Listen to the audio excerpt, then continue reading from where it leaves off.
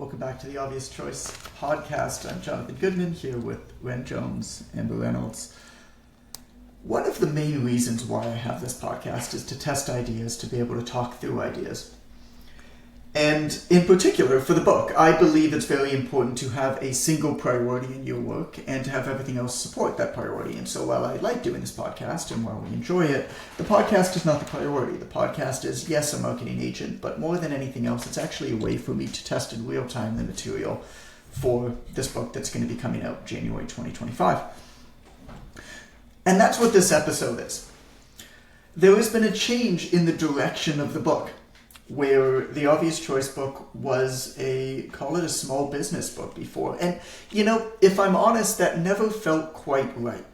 It felt like I was constantly trying to put a square peg in a round hole over and over and over again, trying to fit a lot of the things that I thought were important to include into this framework, and some of them just didn't quite fit, and I was trying to kind of maneuver around it with fancy wordplay, and I don't think that that's actually a very good thing to do with a book. And then something happened, and I'm reminded of the time when Allison and I were buying a house. We had been searching for houses for about 2 years, where we looked, we put a bid on, I think, 3 houses. We didn't get them. We underbid, to be fair, on purpose. We didn't get them, but none of them quite felt right. We knew that we wanted a house, and none of them quite felt right. But people always said to us, they said, you'll know it when you feel it. You'll know it when you're there. And I didn't believe them. I always thought that was kind of bullcrap. It seems like the kind of thing that people say to be like, keep going, stud, whatever. And it didn't feel quite. But then we both walked into the house that we currently live in, our home, and it was the funniest feeling. It was a feeling I'd never had before, where we were in the house and we walked kind of different directions, and then we met back up a minute or two later, and I remember kind of looking at Allison, and she was looking at me, and neither of us quite wanted to say anything because we weren't quite sure whether the other person was thinking the same thing as us. And I don't remember who spoke first. Might have been me. But I just said, I remember saying to her, I think this is it. And her looking back at me and saying, yeah, this is it. And it was just this feeling where for some reason, in all of these almost unexplained ways, it was so obviously right. And that's what's happened to me with the book. So I had a developmental meeting with my editor, and my agent was on it as well. And I had sent in a sample chapter, and they reviewed it, and we were talking through it, and there was some changes in the chapter and stuff like that. And one of the questions that I brought to them was, I want to make sure that we're aligned on the vision of this book. What do you think this book is? And as we were talking about it, and I've thought about this more and more and more, I kind of just looked at them at one point. I was like, guys, this isn't a self-help book. I was like, guys, this isn't a business book. This is a self-help book. And yes, there's a business slant to it, of course. In a lot of self-help books, there's a business slant to it. But this is a self-help book. This is a book on how to find your way. That's what the Obvious Choice is. And like that moment when we walked into our house for the first time, everything fell into place. Everything. It has been crazy what's happened in the week after that meeting, where I took another look back at the material and I was just like, this all fits. It's so clear to me now how this fits because I've nailed down the deeper why of the thing. And I think that's the first lesson here is if you don't understand the deeper why, you don't really understand why you're doing a thing, and then it's very hard to figure out how to get your thing to fit inside of it. And in my case, I was writing this Obvious Choice book, and I think that the content is stellar. I think that the writing is about as good as I've ever written anything. But not everything seemed to fit quite right because I didn't quite know why I was doing it. I didn't quite know what it meant. When you think about everything that you do, no matter what you do, no matter what you serve, no matter what you sell, it all comes back to one of the deep, profound human desires. It always comes back to that. Sex, love, happiness, even greed. but one of them is purpose. And everything comes down to that. And then I started to think about one of the interviews from the Obvious Choice Digital Summit, if you listen to that, with Charlie Hohen. He's kind of the guy behind the guy for a lot of books that have sold millions and millions of copies. And, some of the interviews that I did, a lot of the interviews that I did were kind of selfish, like they were part of my research. And that's, by the way, like one of the reasons you run events is to give yourself an opportunity to talk and interview people who you would not otherwise have had an opportunity to interview. It's a great reason to have a podcast as well, because you can learn things that you wouldn't otherwise learn. And one of the things that he said to me, he says, the biggest, when you're looking at writing a perennial seller, when you're looking at writing books or creating work that lasts for decades, but also sells millions of copies and really is an outside success in that thing. He goes, one of the commonalities of it is that it always has a timeless base, but a timely aspect. And so there's always a timeless need or a timeless deep desire that it fulfills, but some sort of timely reason why now. And so I don't know if this will be the final subhead, but the subhead right now for the book is timeless lessons on finding your way in a world determined for you to lose it.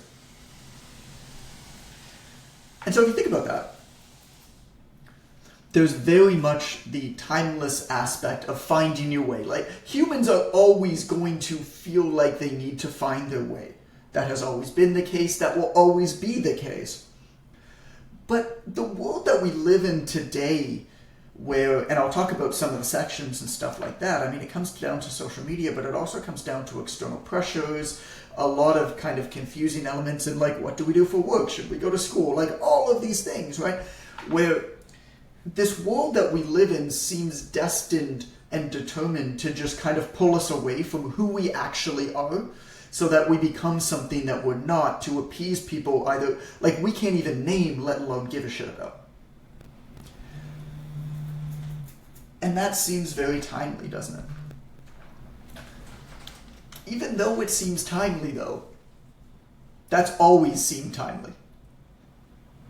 If you're a student of history, you'll know that people are always scared of things evolving, changing, whatever it is, away from it. So I wanted to bring that, give myself an opportunity to talk to it. And I want to talk through kind of the general outline that I have now, because it's changed a fair bit, and kind of read through this like big idea statement that I'm trying to write. But first, I mean, God, Amber, what did you think when I first told you that I thought this was a self-help book? I mean, aside from the fact that I always shit on self-help books and you laughed at me.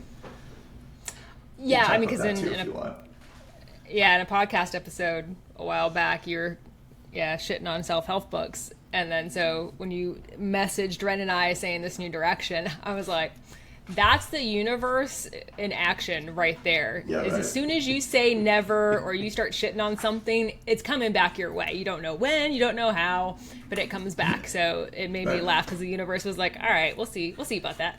We'll get this guy. We'll get this guy. Well, I mean, I shit on self-help books the same as I shit on fitness books, right? It's just like, you shouldn't really need more than one self-help book. Like buy the book, get helped. That's it. You're good. You're done. You win. But I mean, it's the same joke if everybody goes to a gym. It's like you walk into a gym. What do you see? You see fit people. It's like, y'all are done. Leave. Yeah. Let other people come here for the space. To me, it's kind of the same idea. So I share on it. I mean, the self-help genre, it's funny because probably if I sold this book to the publishers as a self-help book and not a business book, I probably would have gotten a much bigger advance. Like, I got a nice advance. Like, don't get me wrong, I'm not complaining, but like, I probably would have gotten a bigger advance because historically, like, business books have such there's a few of them that kind of always get recommended, and then everybody else kind of like falls flat for the most part. Just the market is not that big compared to the self-help market. I mean, James Clear talks about that all the time. The decision to make his book a self-help book and not a book about the science of habits. was probably the most important decision he made that led to that book being the outside success that it was. So, yeah, I mean, I shit on self-help books, but anytime you, like, outwardly shit on something, I feel like there's always an ounce of, like, jealousy on it. So maybe that's it. Well, I mean, we talk all the time, Amber, about how poorly we've chosen our market in order to, like, if our goal was to optimize business.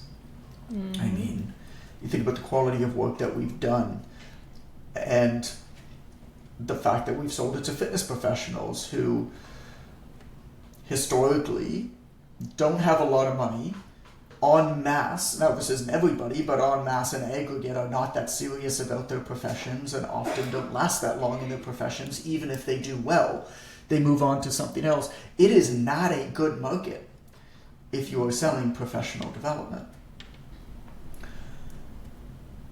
And it's funny because, you know, in choosing the work that you do, I think the lesson here actually is choosing the right market is probably the most important decision that you're going to make.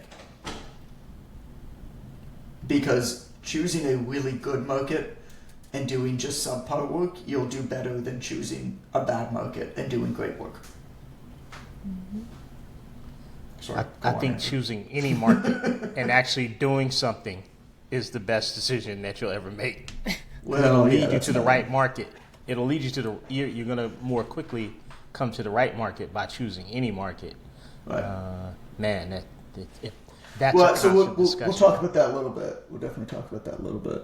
Somebody just parked in my driveway and was there for a while, and I don't really know why, but they're gone now. Oh, it was Rowena. Never mind, it was in front of us. Okay. Amber, go on. What else? What did you think, aside from the comedy of me doing self-help? I did buoy my spirits that day, I'm not going to lie.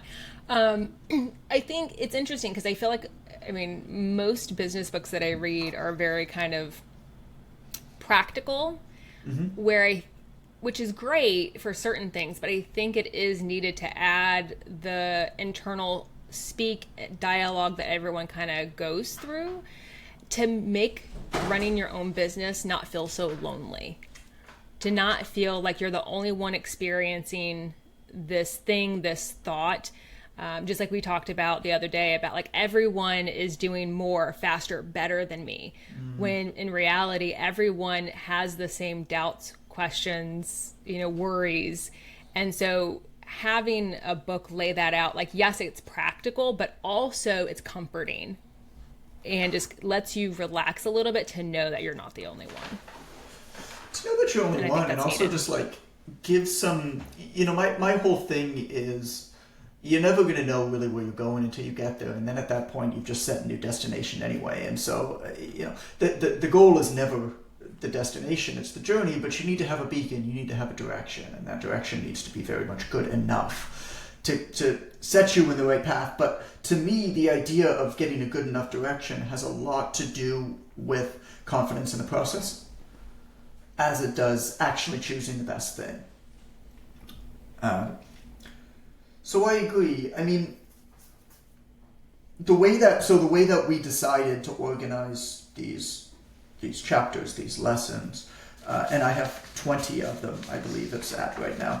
And that's all might change, but one of the other things that I like too is like my chapters were quite long before, and one of the things that I've done is I've studied books a lot. I've studied best-selling books, and if you look at books that have sold over 1 million copies, there's a couple commonalities of them. One of them is the chapters are actually like 1,500 to 2,500 words long. They're like in and around 2,000 words long.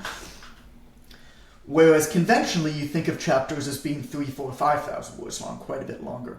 But actually, the best-selling books, the chapters are quite a bit shorter, and it has a lot more chapters.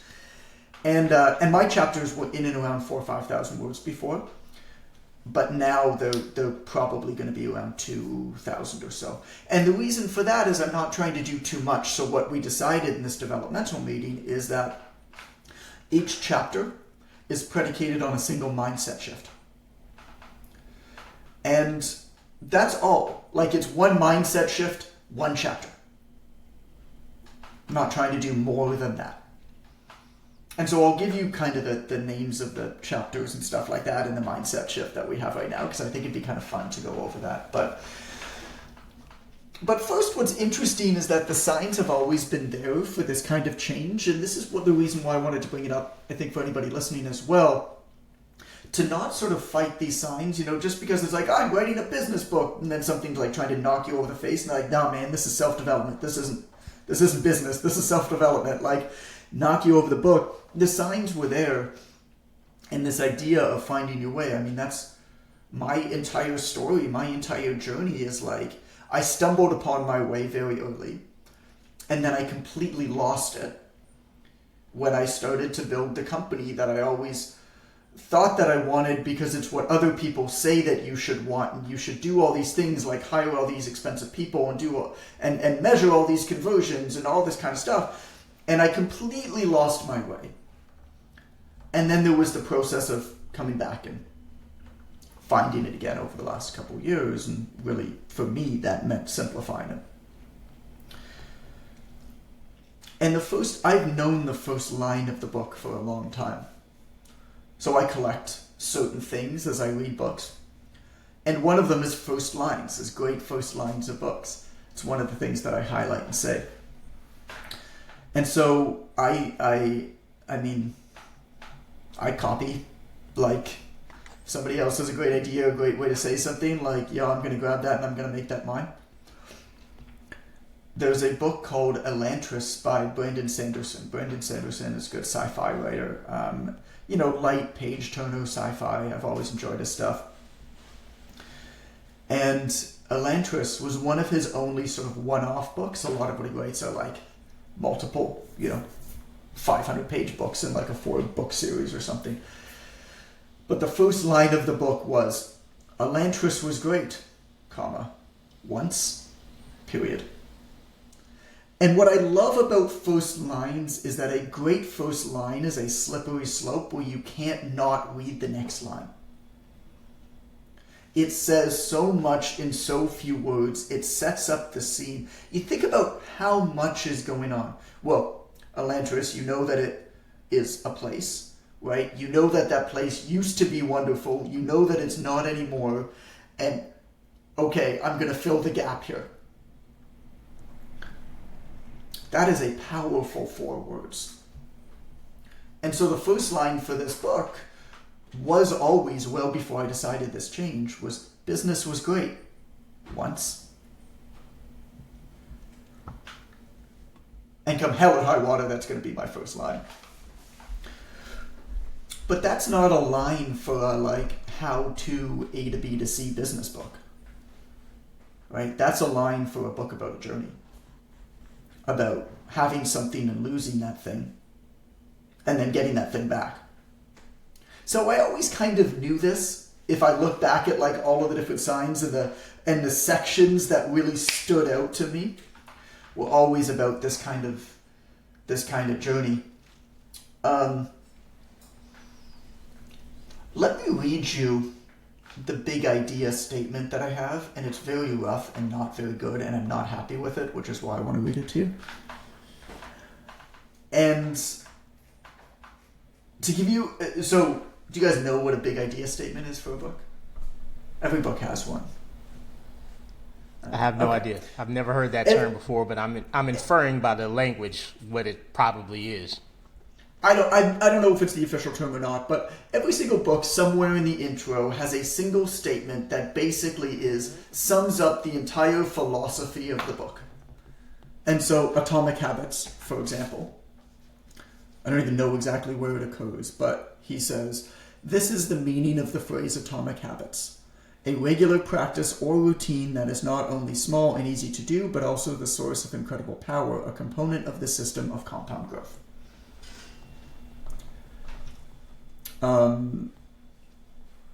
Morgan Housel in The Psychology of Money, his statement is, the premise of this book is that doing well with money has a little to do with how smart you are and a lot to do with how you behave.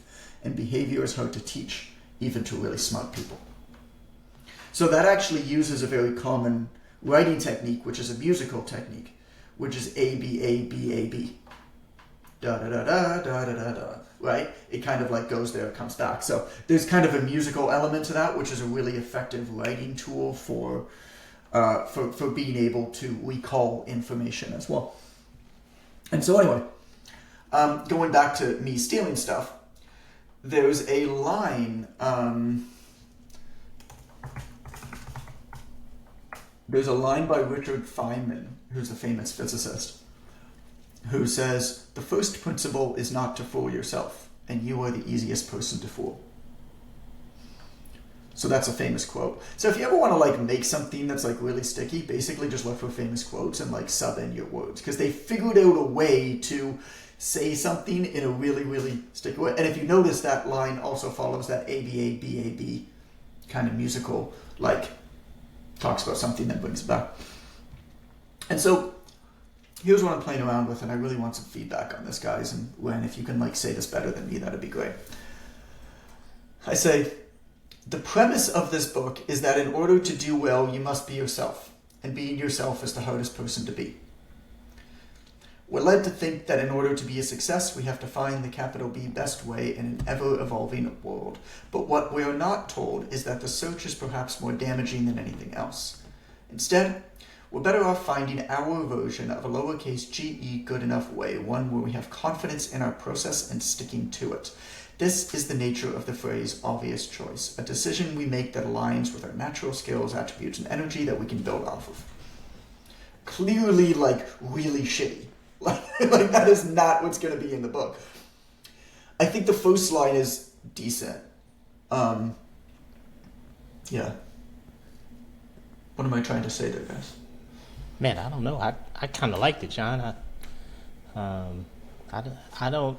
It's lengthy, but I don't think shitty. I think it's pretty good, actually. I love the fact that you said, and the hardest thing for you to be is yourself. Man, that resonates for me. Would you care to read it just once more? Just one encore? The first line is basically that Richard Feynman quote. The premise of this book is that in order to do well, you must be yourself, and being yourself is the hardest person to be. So I like that line. There is some element of, because the subhead of the book right now is timeless lessons for humans on finding your way in a world determined for you to lose it. So there's something about the timely aspect of it, about how in this world that we're in today, we're constantly being told that we should not be ourselves, that we should appease some sort of master algorithm, or we should. Whereas the truth of the matter is, actually learning what game we're playing and learning where we should show up in those things is the best way to reliably do well. But I have to figure out a way to say that. And so the last line of it is, this is the nature of the phrase obvious choice. A decision we make that aligns with our natural skills, attributes, and energy that we can build off of. Where I'm struggling with that is how to say it well. The obvious choice, yes, is like, how do you become the obvious choice in business so that people choose you, I think is one thing. But what I actually think is, the obvious choice is your obvious choice of deciding what to do in your life, in your business, in order to have the most amount of success. And that to me is the true deep meaning of obvious choice. Is how to find your way, is how to be yourself. I always think back to that phrase, being yourself is relatively easy, but acceptance of self is where the difficulty comes in, right? Yeah. I don't think people have a hard time being themselves.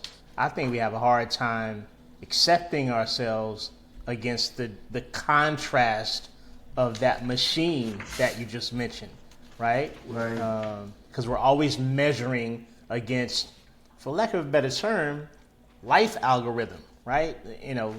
Social media, for better or worse, has become our real life existence, and we measure almost everything by the algorithm of what would work best, not how can I be my best self.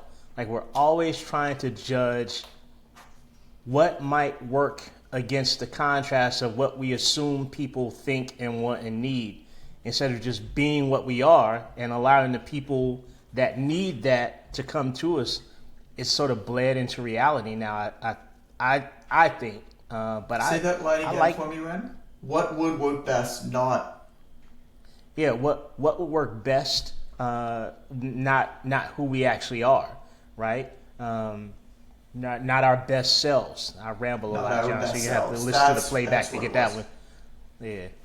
And Amber will tell you what I say. That's the repeatability of the phrase. That's the musical element of the phrase, right? What would work best, not our best selves. I think that's ABBAB right there. I love ABBA, by the way. Dancing Queen, one of my favorites. I don't know if that's where the reference comes from, but well, I mean, it's not ABBA specifically, but I mean, that's the thing with music, and one of the reasons why music sticks with us so much is the repeatability of it, if you think about it. Absolutely. How many times does a chorus repeat in a song? 3, 4, 5? It's incredibly repetitive. Often it's the same chord over and over and over again. Some of the most famous songs are absurdly simple. Often referred to as the hook for a reason. The hook. People tell you to write it. Yeah, I like the verses, but I don't like the hook. Typically, when they tell you that as a musical writer, they mean the chorus of the song. I don't like the hook. So talk to me more, Ren, then, because you've got a way with language that's much better than mine, and you've got more of a musical mind too, which I like. So I love that idea of if you can just kind of like spit on this idea of what would work best, not our best selves. I'd love to hear that. I think that we're conditioned. I think we're conditioned to optimize the shit out of everything, right? I said jokingly on a post on Instagram, I think it was a Beth Farraco post or something, this week on Instagram. She was talking about optimizing your like cold plunge and this stuff like that, and I was like, I like to optimize my potty time by hovering over the toilet on one leg and curling dumbbells in the opposite hand, so I get the maximum effort that I can out of pooping. She was like, you got to optimize everything, and I think that we feel, because of the hustle porn culture, the optimization, tweaking the human to a fine edge of perfection, that we always need to optimize everything instead of accepting. A lot of allowance comes with acceptance, and a lot of acknowledgement comes with allowance. So I accept who I am. People start to acknowledge who I am. People start to allow me opportunities because of that. It's like a triple A, like from allowance. From acceptance to acknowledgement to other people allowing us.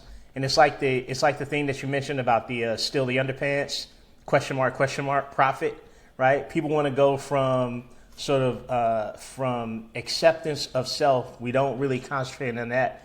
We want to be acknowledged for some reason that's not connected to us, in the hopes that people will start to allow us to do things or allow us to be in spaces. And this is what I can't speak for Amber, but I'm going to speak for Amber. This is what we see in the context of working with our. Thank you, Amber. This is what we see in the context of working with our students. Like, everybody wants to be absolutely anyone but themselves.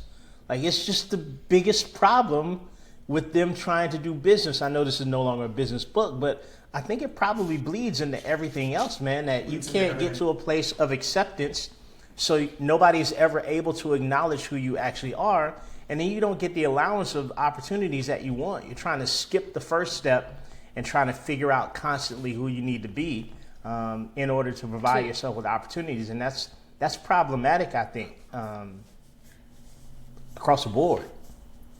To sum up that idea, I think, so we all want to be the outlier, right? We want to be the major success. We want to be the standout star, but we don't want to be the outlier because that's lonely, right? Like, yes. We want to fit in, and so we do all the things that other people are doing. That's not what gets us, our business, into the space of being an outlier, right? Yes. And so the only way to get to that space is to be comfortable, to be the outlier, to be the person that's different, that's not doing all of the same stuff, right? And that's a very difficult thing to kind of come to terms with. That is so freaking smart, Amber. Gosh, that's exactly what I was stumbling to say. Like, we are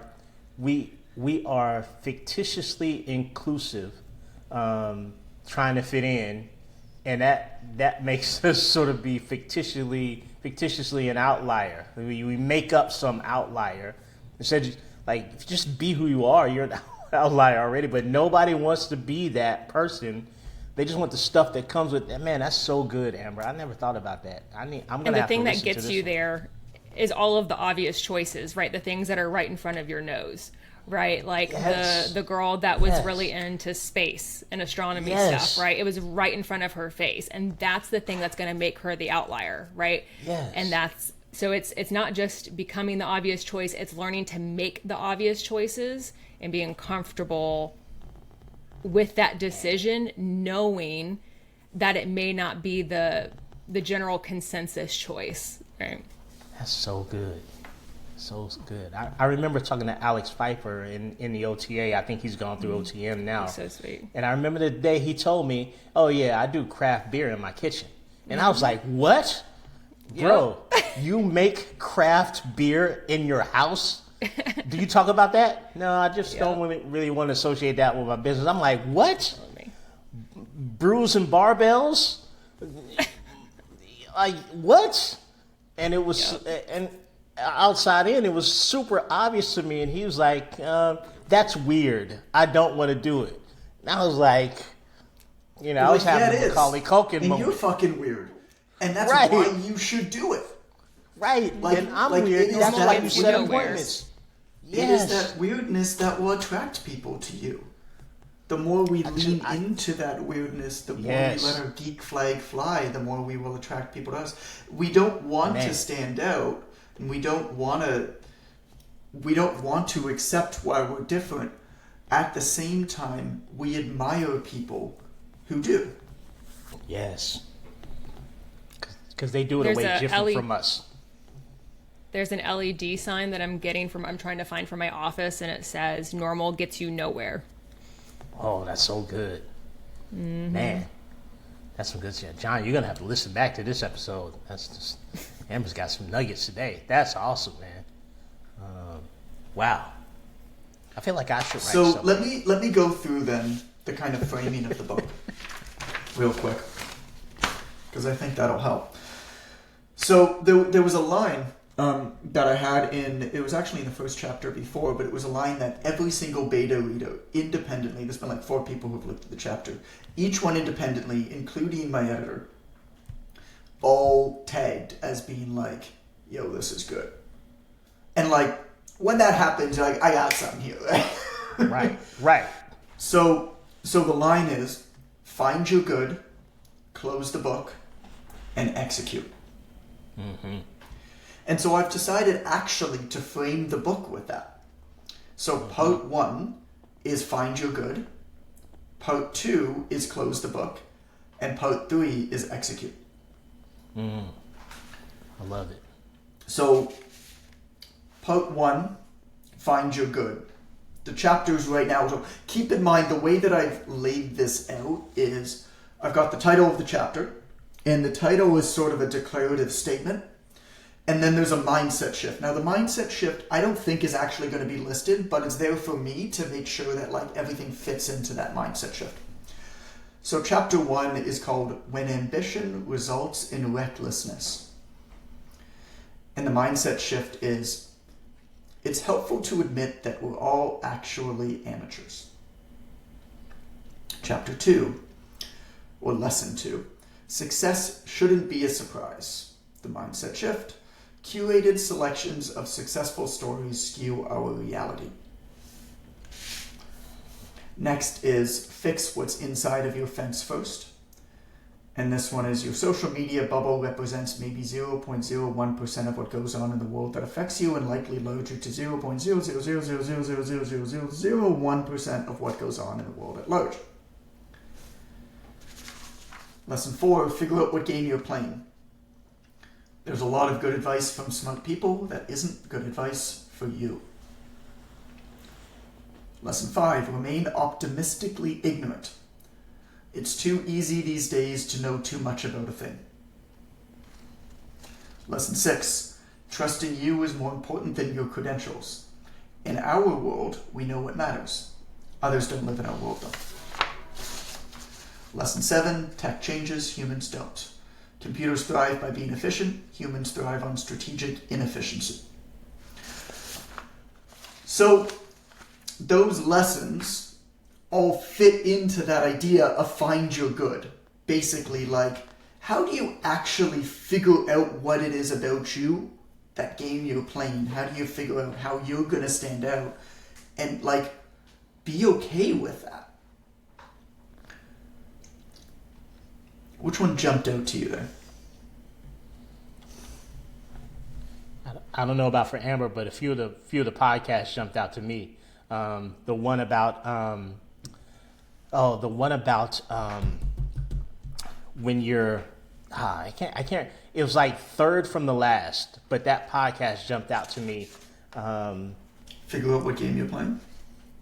Yes, figure out what game you're playing, because that refers me back to the Michael Jordan quote that you use quite often. But also, we talked about the influencer game on social media specifically. I think that particular episode, and versus the business owner game, and sort of figuring out where you are and staying there, instead of, which goes right back to what Amber just said, and instead of trying to do something that's not your game or get so far out of your lane. And then the one about, any discussion about the good enough of it reminds me of episodes. Can you just read me the not the very last one, but the three second before that, one? Any order. Oh, remain optimistically ignorant. It's too easy these days to know too much about a thing. Okay, not that one. What's interesting to me about all of these is that we originally spoke about them on the podcast about business, but a lot of them have to do with so much more than business. Like figuring out what game you're playing. It's like, how do you decide who to listen to and who not to listen to? Like even how to figure out how to vote. Like, how do you figure out how to vote? There's too much information out there. You can't possibly be an expert on everything that has to do with a political platform. It is quite literally impossible. And so the only way for me to navigate this problem is to actually look at it and say, okay, what are the one or two things that I actually care about here? Mm-hmm. Yeah. For me, it's largely education and tax reform. Okay. Well, I'm going to then try to find an expert on both sides of these arguments. And I'm going to listen to them. Mm-hmm. And try to make sense of it that way. Like that's why these concepts are so interesting to me, is because they're about so much more than just, hey, how do you build? Like, this book started as a book for a coaching business. Right. Then it turned into a book for, like, small business entrepreneur. Now it's like, actually, no, this is how you find your way, like, in life and navigating that type of stuff. And it's been super interesting that kind of transition. In the mentorship, these are the life situations that people bring to us as coaches that are spilling out into their business challenges, right? Right. It's these things these roadblocks did not occur to them because they started trying to do business. These are things as humans that they have hang-ups about already and haven't addressed. And then you come here and it also shows up in the business environment the same way I'm sure it shows up in their interpersonal relationship environment, the same way 100%. It probably shows up in their financial environment. I think it's a super interesting way that you started a business book and sort of turned it inside out. but because I think that's what business is, generally speaking, it's just a microcosm of life things. They reflect in very specific ways in business because the ultimate goal of business is, for most people, is profit. Technically it is profit, but man, I love that it started out business because I think it's going to allow you to write a really unique sort of self-help textbook. The more I think about this, and this is like kind of egocentric, and I don't know if I quite believe this or don't believe this, but this is what people tell me, which is weird for me to hear, is that, I think what I've done in business is fine. I think that it's good. I think that some people will be impressed by it. I think that a lot of other people will say that you've missed huge amounts of opportunities and how could you be so stupid? Right. But I also, but overwhelmingly, I hear from people that there's something about a lot of the decisions that I've made, very conscious decisions about how I've made to kind of live my life, and that's travel, that's exploration, that's even design the type of business that I've designed, and it's been a journey. It's like I've lost my way and found my way. That seems to stand out more.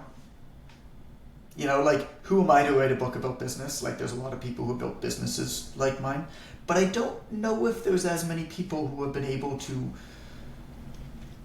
do that, but also have kind of the call it the freedom and the flexibility and just like the disagreeability that I've always maintained of just no, this is the way. There was one of my favorite articles that I've ever written in my life. I wrote it pen and paper because there was no computers or anything like that, and it was at the end of a 4-day trek in the Albanian Alps that Allison and I did. So this is how ridiculous this entire story is Allison, myself, and Calvin, who was 2, and our nanny, whose name was Coulter, were living in Montenegro. And I decided to take Allison away for our anniversary. Calvin stayed with our nanny in Montenegro. And Allison and I decided to take a bus down from Montenegro to Albania and basically get there and figure out how to set off on this trek. So we took a bus down to Shkodër, Albania, which is a town in the north of Albania, and showed up basically at 6 a.m. not knowing whether this van was going to pick us up to do this trek. And we did this trek through the Alps there, stayed in sheep herders' houses and stuff like that along the way. And then the last morning, I after this kind of experience of solitude and nature and everything, and I wrote down this piece, and because it hit me, that was the first time that it ever hit me, of just how many things I don't think about that other people seem to think about. Mm-hmm. And it wasn't even that I think about not thinking about these things. It's I don't even think about the fact that I don't think about these things. A lot of politics, a lot of religious, a lot of things that people seem to be very divisive, and that's just a decision that I've made that is right for me and might not be right for other people, but there's something about a lot of the experiences that I've done that I think give me this somewhat unique perspective in this way, because I've been on this journey for the last 12 years of finding my own way navigating this world. And part of that is business, but not all of that. And a lot of my favorite things that I've written in the book actually have to do with adventure and exploration and stuff. It always seems to be where I naturally go. So, part 2 is close the book. I don't know if this will make it in the exact words. I'm going to fight for it, but to say in a book, close the book, right. It's kind of fun. But I'm still going to fight to get it in. But the idea here is, okay, here's how you actually think about doing the work. Now that you've found your good, here's how you begin to do the work. And so, lesson number 8, let your geek flag fly. This is your line in. We often don't have a problem with authenticity. We have a problem trusting that our authentic self is enough. Mm-hmm. Lesson 9, find your so that. Just doing something doesn't make it valuable. Lesson 10, admit your ignorance. Our world is full of needless choices, and most choices don't matter. 11, show your work. Ideas are worthless without execution. It's pretty obvious, but it's true. Lesson 12, monkey first. Beware of false progress. 13. So 13 actually originally was called Find Your Good, Close the Book, and Execute, but now because I'm using that in like the framing of the thing, I changed the name of this one to, it's basically like a lowercase g, a lowercase e, and then good enough. And the mindset shift is constantly searching for better delays the process. So that's what if you changed it to prepare to close the book? Like if they give you pushback. Preparing to close the book, like setting the mindset, here's the implementation, and now it's actually time to close the book. So just an idea. It's just not as powerful of a statement. Oh, maybe the reverse psychology of it. Yeah. Can't tell me what to do. Keep the book open. Yeah, it's just like, like find your good, prepare to close the book, and execute. No. I like it as a I like it as a counter offer.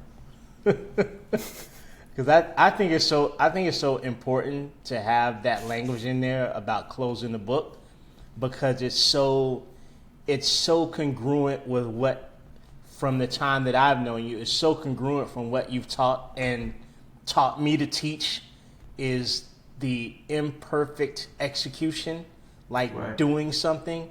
And I don't think, and this is why I like that it's switched categories, because business books give great information that nobody utilizes, right? It just, and the reason for that, and the reason I like how deep you're going into like the psychology of it all, is because people really don't need any more information. They need, there's a quote, people don't need more information, they need more courage, I think is the quote, right?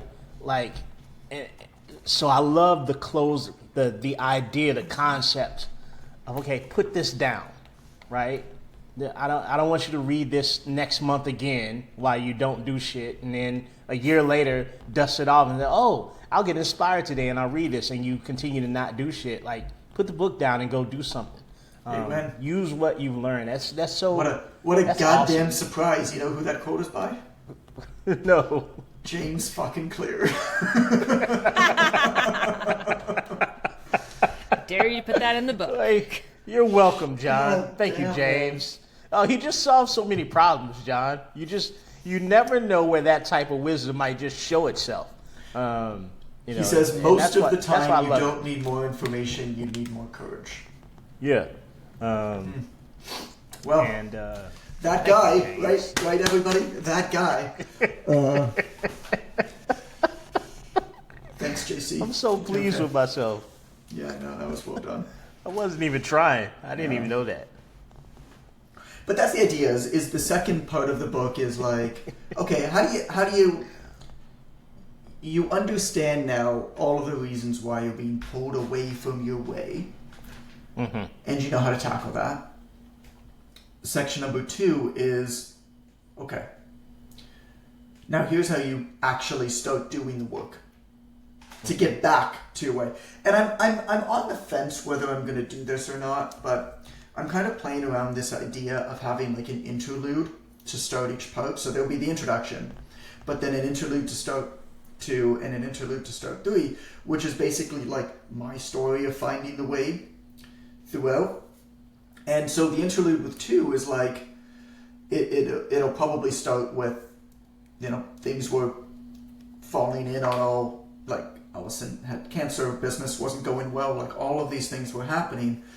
And we were at a street festival, and I remember we came out, the subway didn't have an elevator there, so we were carrying the stroller up. So Calvin was walking beside us, and we were carrying Jaden's stroller up, and he was a newborn. And it was a street festival in Toronto, and these two old European ladies, like I remember them like cane, like, you know, like old sweet like European ladies, kind of looked at us and just said to us and like smiled to each other. They said, those were the best times of our lives. And just that moment just shook me. It was like, you know, she's right. Like, these are the best days of my life. What am I doing trying to appease all of these bullshit outside fucking influencers? Man. And the story of doing the 70 podcasts, like, what do we always say? It's like, talk to people. It's like, no, like I did like 70 people. And somebody who worked on our team, I remember at one point when I was telling them the plan, this is before I did all of the I don't know what you call them, restructuring. This is when I like fired everybody. And one of the things he said to me, because things had gotten pretty bad, like people on our team were yelling at each other on Zoom calls and stuff like that. And I remember he just said to me, he's like, so what? You're just going to be like an influencer with like a mentorship in a software company? And he said it kind of in this condescending way. Right. And I remember leaving that conversation. I was like, that actually sounds kind of sweet.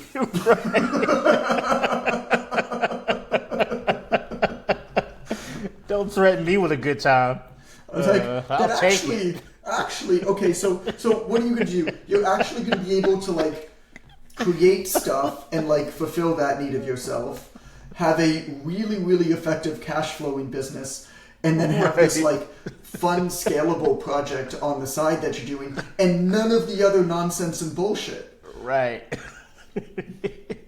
That's awesome. You know, it actually sounds kind of nice.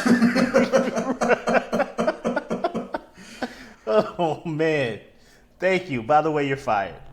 Yeah. By the way, we will not be requiring your services anymore in my influencer mentorship and software business, because those awesome. businesses don't require humans to work in them, and so Amber, you can stay. Everybody else, there's the right? No, I mean it's not how it happened, of course, but it was that moment, right, awesome. where it was the minute that he said that, even though he said it in kind of like this condescending tone, it was like, what? Like, that's what you're gonna do? Like, come on, man. And he's probably right in that that's not right for a lot of people. But for me, when he said it, I took a step back. I was like, that is so clearly right for me. And what it allowed was that it almost gave me permission to take the space to figure out my way. And so to use that to introduce the next series of lessons, because I feel like I can tell that story and basically go down each of these. I mean, Amber, you tell me, like, let your geek flag fly, find your so that, admit your ignorance, show your work, monkey first, GE good enough. Like that phase of our business, I basically followed those 6 things to build it back up. Like, this is why when I said, like, the house analogy at the beginning when I walked in the house, this is why I kind of said at the beginning, it was like the minute that I kind of like figured out that this was out, it's just everything, I was like, no, this is the story. So a part of me fights those interludes because I know that this book is not about me. This is a book about you and what you'll become as a result of reading the book.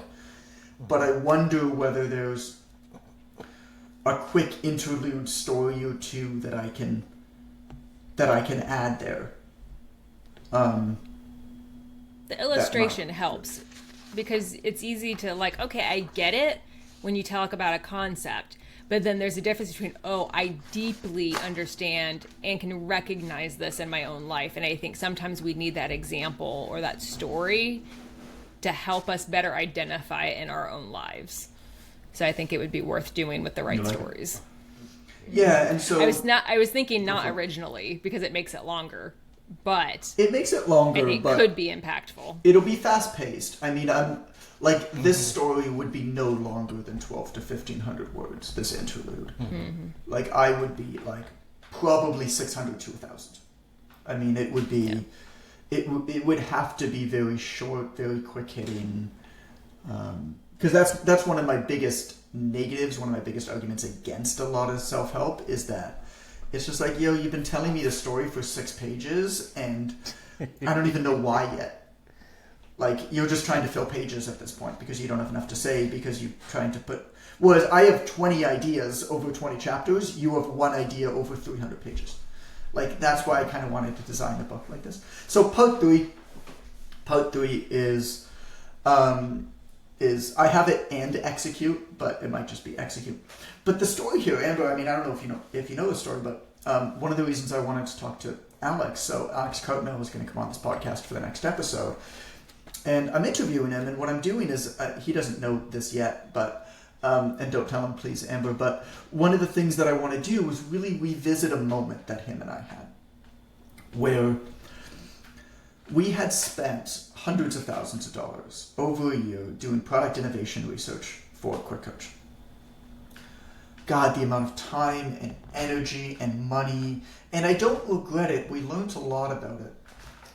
But I realized at a certain point, I was sitting there with Alex, and I remember at that point, Alex and I were doing phone calls every Tuesday night for usually like 2 hours. We were just talking through everything. And it was phone calls at like 8 to 10 p.m., right? And I remember I was on my couch at home. I remember exactly where I was. And he was talking about what we learned. And then he was like, okay, so here's what I'm thinking about the next test. Okay, it's going to be 2 weeks of this, and then we're going to do 2 weeks of data analysis. And I just stopped, and I was like, no, we're done. We know enough. Anything else that we learn about this thing is not going to increase our odds of success with it. We are at that point where we're either going to fucking do this or we're not going to do it. And what I realized at that point is that all of us, myself included, were scared. We were scared because we didn't know how to build a software platform. We didn't know what we were getting ourselves into. We had no clue. And so gathering more research, talking to more people, building more prototypes, was nothing other than productive procrastination. But we knew enough at that point where we knew that we had skewed the odds of success in our favor. And so that would be the story leading into this execute. Because I feel like that's such a timeless problem of, you're scared, you're venturing out into the unknown, you have no clue what's going to come next. Once you actually say, yes, we're going to do this thing, so you just prepare more and more and more. But it gets to a point relatively quickly where actually more preparation without actually getting real user feedback or customer feedback, or your thing is actually out in the real world, is nothing other than procrastination. It's just, you're just scared of doing the thing. And so I want to recount that and kind of get that from his point of view, which I think would be fun. So the lessons here is lesson 14, discover the easy answer. Intelligent people tend to overcomplicate things. 15, become famous to the family. The mindset shift is large audiences are inefficient for deepening relationships. 16, social media is not enough. Engagement tells a bad story. 17, act small, even if you're big. The more exclusionary you are, the clearer your vision and the simpler your execution. 18, cash up front is better than cash later. The best way to make money is with money. 19, whales and minnows. Make it either expensive or free. Show up or don't. There's no in between. And 20, eat the marshmallow. The process, not the goal, must be both the focus and the reward.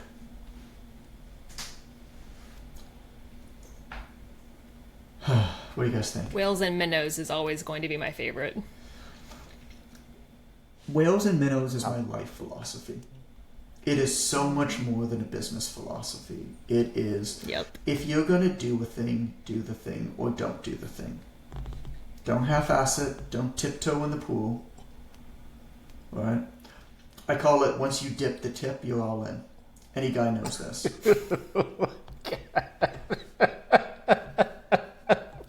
We're so close to making it through an episode without a dirty joke. He's right on the edge of having a completely serious episode where he shared outstanding philosophical leanings. But no, you won't have that, will you, John? That's not a part of your psyche. Yeah, I need you to do better. Also, I love the tagline. To tiptoe into the water and go knee deep, even thigh deep. It doesn't feel that cold. But there's a point that every man knows very well and clear. That the minute, the second the tip hits, you dive all in. Watch it next time, ladies, next time you're in a pool. Watch all of the guys do this. They will be going in carefully. And the minute they hit, exactly give or take 5 to 8 inches below their waist. Give or take. Oh, that's how you can tell. They dive straight in. That could be a way to tell. Decoding going on here that I'm uncomfortable with. I should call this chapter Dip the Tip. No. Do it. Do it. Oh, that'd be funny. I've heard enough for today. Yeah, you gotta hide an appropriate joke in there somewhere. It just wouldn't be. I'm off tomorrow, they can find it. I don't know if there's any hiding for that joke. Well, if you did like a word in each chapter title or something, and see if they can decode it. So if they can find it, they get like a prize. It's funny. You know, I'm all about Easter eggs. That's what she said. I know we're over an hour here. I don't know if you guys need to go, but anything on that last little bit, Amber? It seemed like you resonated. I mean, you were there for that kind of story with Alex. You probably don't know about that conversation, but you were there when we were like what was your reaction? No, but I know the conversations I had with Alex during that time period. So tell me about that. I remember him feeling stressed but excited and frustrated, like all at the same time. Like there's always the work is interesting, right? Especially for someone like him, where like he wants to understand the way people think and behavior and all of that stuff. So it's hard to stop because it's enjoyable, but at the same time, like we do need to move forward. And then so trying to juggle the way he's feeling, what you're needing from him, and all of the stuff, it can be a lot to figure out. So I remember we had our own very long conversations. You can't have a conversation with Alex that's less than an hour. That just doesn't happen. No, that's true. He's so good at pulling out information and extrapolating things, which is why he's so ideal for a job like that. But it's also hard to stop because of that. What did you think? Do you remember where you were or anything when we were just like, hey, we're moving forward? With departing from the research, you mean? Yeah, departing from the research and like actually building this thing. No, not offhand. I'd need a trigger memory or something for that to come back up. Okay. Yeah, if you can remember anything from that time, let me know. When you guys start talking about it more tomorrow. Okay. Yeah. Cool. Well, thank you everybody for listening alongside us. These types of exploratory conversations, I hope, are fun for you to listen to. I feel like they're definitely philosophical, but this act of like figuring this stuff out, I hope you're enjoying the process as much as I am. I'm finding this single piece of work the most simultaneously creatively fulfilling and absurdly difficult thing that I've ever taken on. and it's been fun to kind of share it if you've been following along from the beginning. I mean, we figured out the name on an episode of this podcast. And so this is just a continuation of that, and we'll keep going. So thank you for listening. I don't have another episode to refer to you because I haven't checked to think about an episode. So, I don't know, scroll back and find one yourself. Go back 15 episodes, see where you land. Yeah, that's what I do. Like, just back 15 episodes. Dip the tip into one of them and choose whichever you want. No. There you go. Bye-bye.